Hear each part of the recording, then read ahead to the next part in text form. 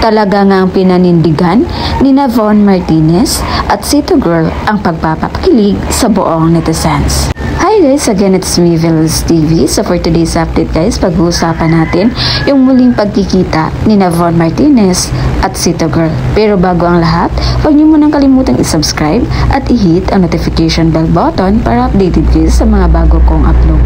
So ayun nga guys, nung nakaraan lang, kumalat ang video kung saan pinahiram ng jacket ni Von Martinez si Cito Girl.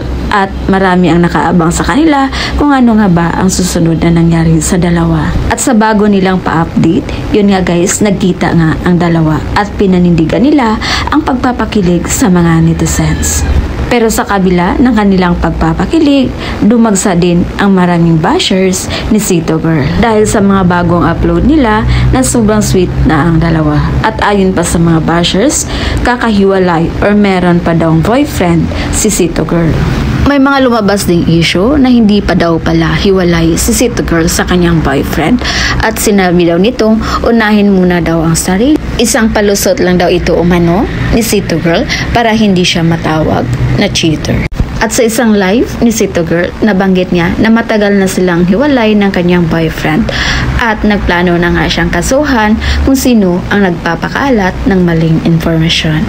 Kaya sa mga nakapanood ng mga video nila, ano yung magiging komento nyo dito? Just comment down below. And again, this is Velos TV. Thank you for watching.